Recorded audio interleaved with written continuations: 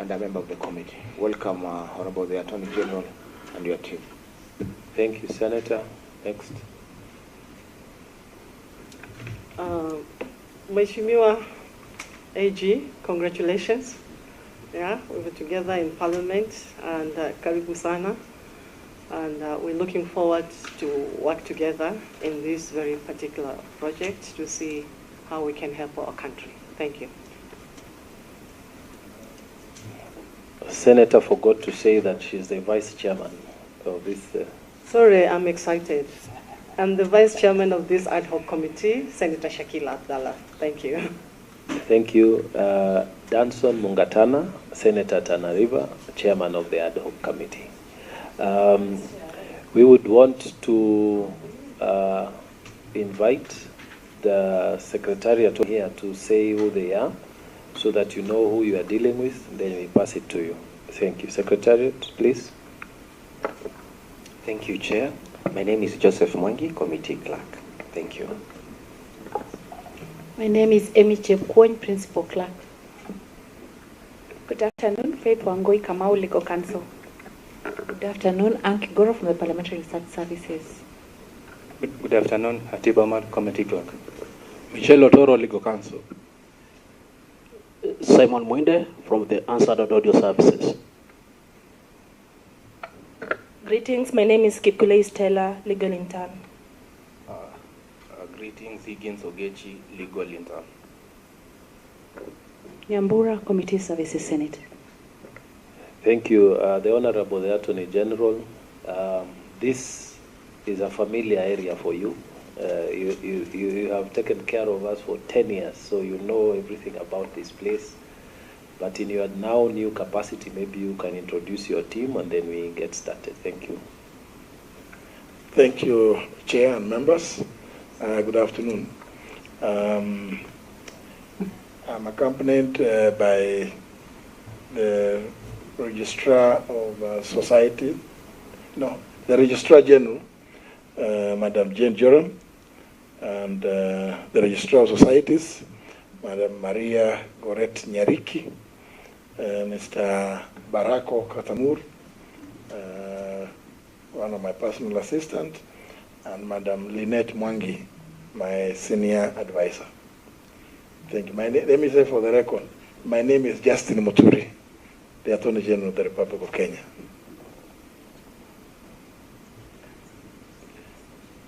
Oh, sorry, I'm told we also have a state counsel from the society section. Maybe they could introduce themselves because they are behind.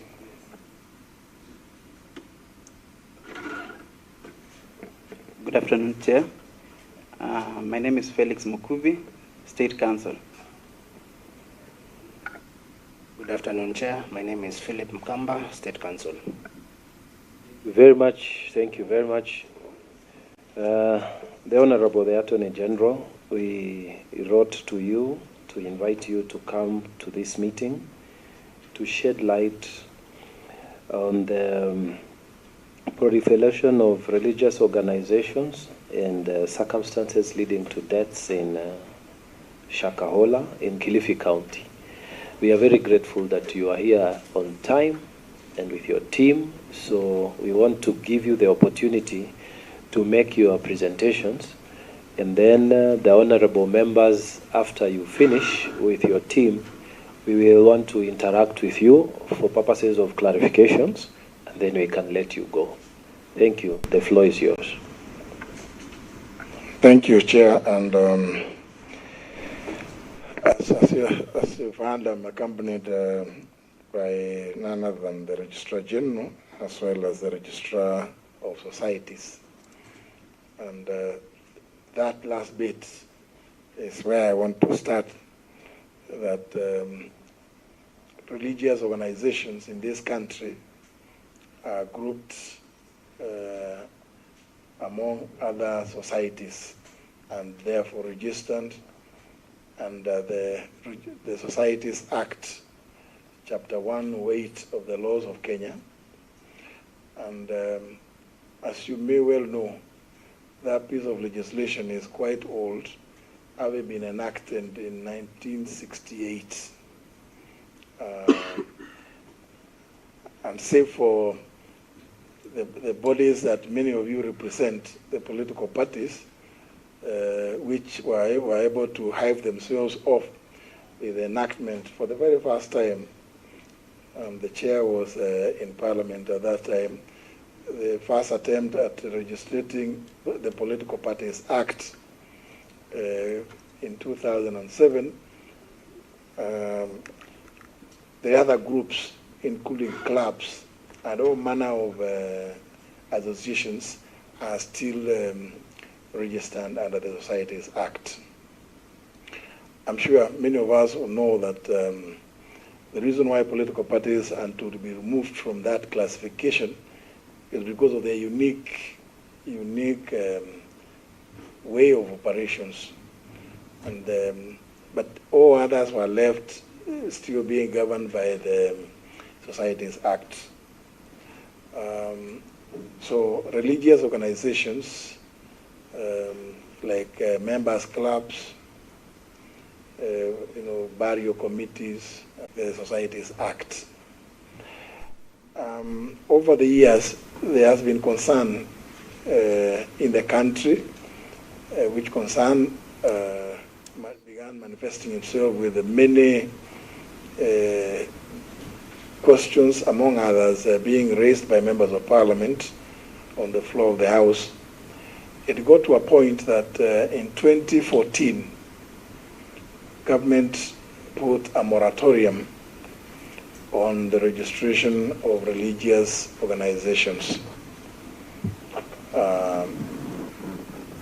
And that moratorium enabled the government of the day to begin thinking around about what will be done with the mushrooming of so many religious organizations.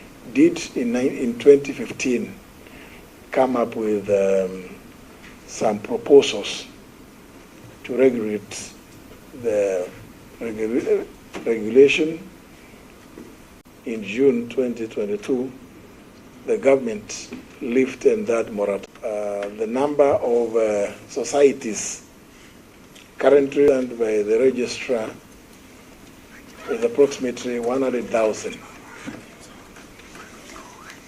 About 40,000 of those societies are of religious nature. And that obviously should show you that there are quite a number of groups that have registered themselves as religious organizations. And because the legal regime available is only that provided for by the Societies Act, they have all been registered under that Act. Because any of them, when they submit their report, there's constitutions, and therefore the registrar just takes them through the normal processes, which I'll be, leaving registered. And therefore there has not been anything that has in any way inhibited the registration of such bodies, save perhaps their inability to meet the requirements of the Act. And of course, maybe sometimes the registrar will consult with the other bodies, like the National Intelligence Service, sometimes to see whether bodies applying for registration meet the threshold that is in the Act. But that generally is the legal regime that defines the current situation.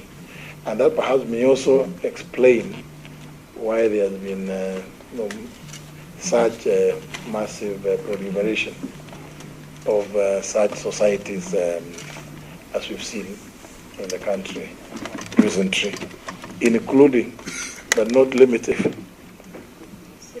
Good News International Church. And also there's another one called, I think, is that New Life International Church. Good News news and New Life, and many others, is because the regime under which they are registered is that loose. And as I said, they are governed by a law that is that was passed so many years ago, over 50 years ago, and there's been a lot of developments in both in the country and around the world. So maybe Chair and members, I could stop there, because that perhaps may be the point where to start. Thank you. I could then, Yes.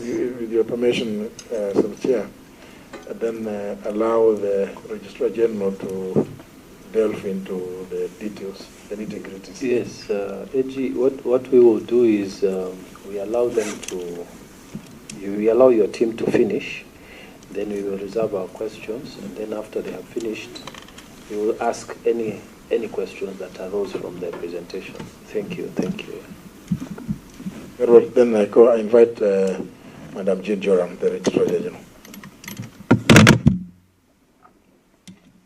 Thank you, Chair, and members of this honorable committee, and thank you, AG, for giving a good introduction and background to this important subject matter.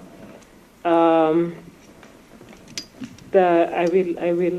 think, call upon the Registrar of Societies to go through our presentation, which goes into the detail a little bit more than what the AG, Honorable AG has presented.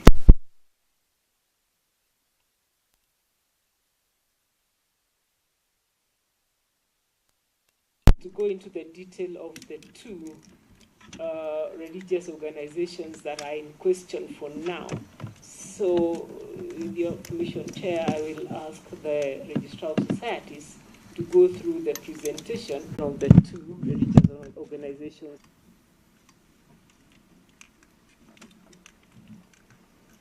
Good afternoon, Chair and members. Good afternoon, Chair and members. As the Honorable Attorney General has alluded to, the process of registering religious societies, I'll take you through the process. Before I do that, I want to state that faith-based organizations are not limited to churches. It's inclusive of temples for the Hindus, gurudwaras for the Sikhs, and also mosques for the Muslims. All those are registered under the Societies Act. When we receive an application, be it a church, a members club, or professional, whatever society that is under the Societies Act, we check the documentation, which is usually there is a constitution. We have a generic template in the website, which then respective applicants use to come up with their constitutive documents. They complete a form which we call Form B that provides for the physical address and the postal address.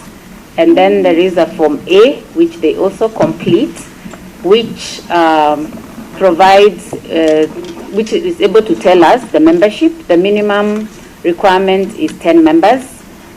So that indicates the membership, the officials, their physical address, their email addresses, their telephone. We proceed to register. We issue a certificate of registration and a summary of the act on what they will be complying with. And from there now the applicant is expected to comply with the act in terms of filing annual returns every year between 1st of January and 31st March. If there is an adverse report, we do a brief to the Attorney General, and we do a notification of refusal to register to the applicants. Once a society is registered, then they're expected to comply. If you don't comply, there is a provision in the Societies Act, Section 12, that mandates the Registrar of Societies to cancel, to give notification to cancel if there has been non-compliance of either filing of returns or there is reason for the Registrar of Societies to believe that that registered society will cause disorder in the society, in the general public. For the two subjects, the good news one was registered in September 2010, and they have been complying with the Societies Act in terms of filing returns. It's only last year that there was an attempt to change the name of the church from Good News to something else, and also to change officials with the founding chair, Mackenzie, leaving the society as an official. However, that was not successful as there was non-compliance with the requirements of change of name and change of officials. So currently, as it stands, the officials are the chairman, Paul Ndenge Mackenzie, vice chairman, Raphael Riziki Baya, secretary, Smart Derry Mwakalama, assistant secretary, Lucia Wanjiko Kinuvia, treasurer, Sebastian Kashero, and the assistant treasurer is Alexander Mama Msango. We took the liberty to send out a cancellation notice to this church because of the activities that have come to the fore. So we've sent them a cancellation notice. It's usually a 30 days notice to show cause why the society should not be registered, cancelled, deregistered. And in the brief that we have prepared, we have attached all the relevant documentation relating to this Good News Church. On the New Life Prayer Center and Church, that is the one for Ezekiel Odero. It was registered on 11 September 2012. However, since then, they haven't complied with the requirements of the Societies Act. No returns have been filed, and therefore we've also issued them with a notice to show cause why this society should not be deregistered. The officials at the time of registration of this church were the chairperson, Ezekiel Ombok Odero, vice chairperson, Moses Onyango Okendo, secretary, Alice Nafula Wanyama, and treasurer, Franklin Kilonzo Mbuvi. Now, when the government lifted the moratorium last year,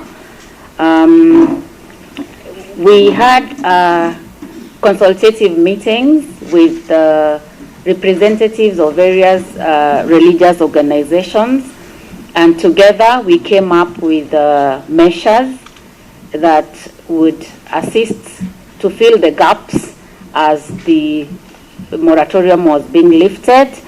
And we have attached an annexure on the guidelines that we came up with, and some of these guidelines were requirements for anyone seeking to register a church to provide us with KRA PIN, certificate of good conduct, theology certificate, either a certificate, a diploma, or a degree, and then recommendation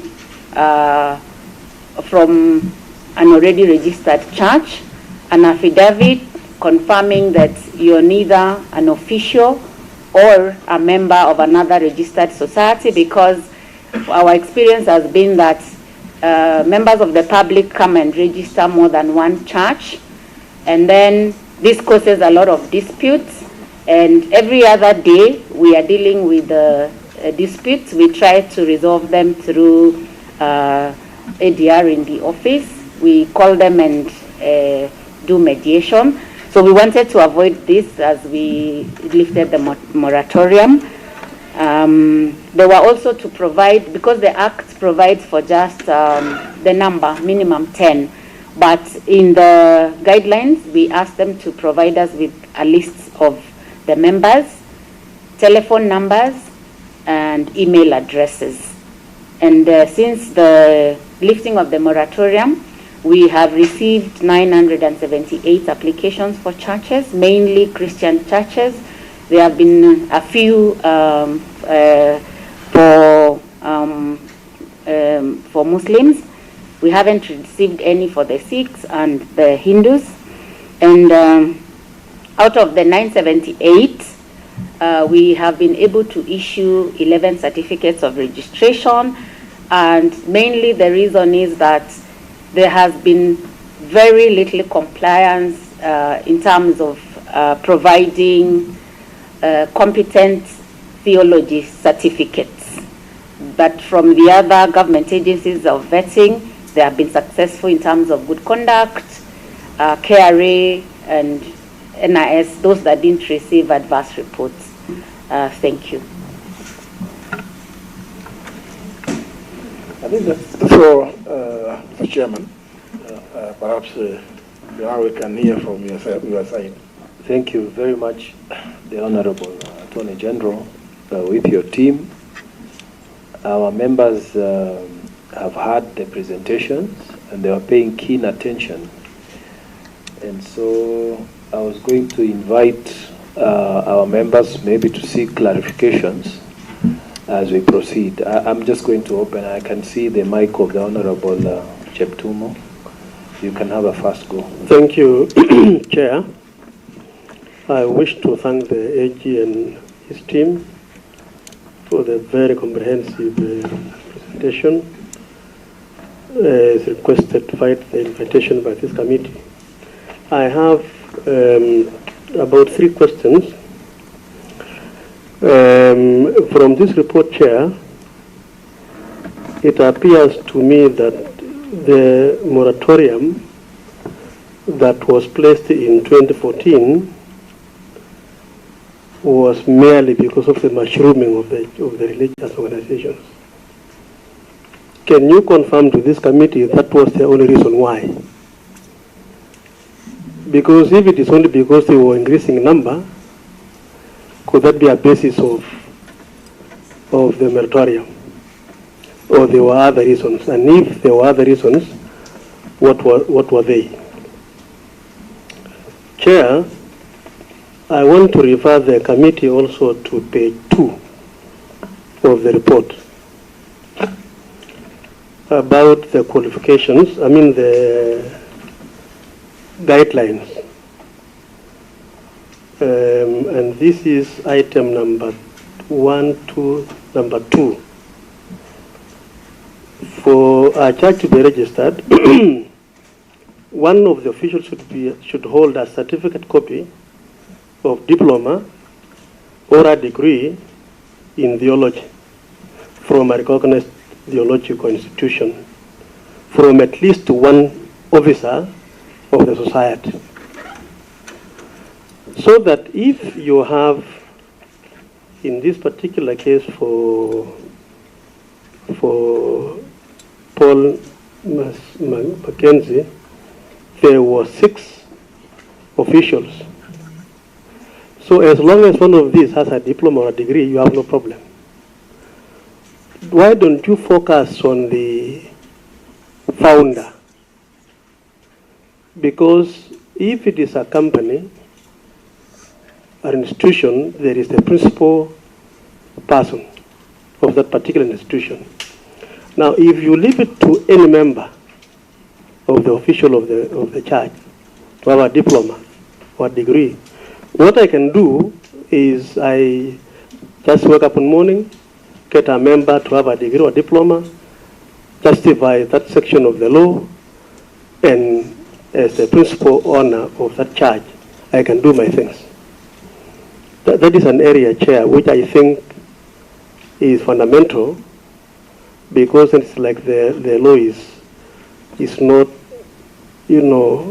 good enough to ensure that we focus on the principal person of that particular charge. In this particular case, it should have been Paul Nvenki Mackenzie. So my question is this: who among the 6 members of this charge have a diploma or degree? Did Paul Nvenki Mackenzie hold a degree or a diploma? And if the answer is no, then who amongst the 6 members? Chair, my second question is, after registration of a religious organization, you'll have taken due diligence from NSIs and the others, and so you register because you have complied with the Societies Act. Is there a mechanism for your registrar and the AG to monitor and oversee the running of those charges so that you ensure they continue to comply with the requirements of the law? And if that was the position, therefore, it means you would have been able to identify the issues going on in this particular charge. So do you register and you just wait until the public reports to you that is a problem? I think I need to know that. Now I have seen a cancellation issued to this charge, what do you call it? That is the Good News International Ministry. It appears to me, Chair, that this was just a reactive move. When the issues came out of the public to the public, you became too quick to save the face of the department by quickly issuing cancellation. Why 2022? Why 2023? Why not before? Meaning there are issues which we need to tighten. So I want you, maybe I will stop there because they are becoming many.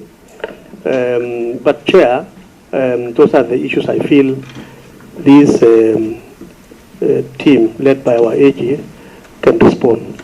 Otherwise, Chair, I want to say in this forum that the Department of Societies can be accused of contributing to some of the activities going on in our churches or religious organizations, not because of anything, but lack of a proper mechanism to oversee and manage and see how they are operating in their societies. So, honorable members, so that it's neater.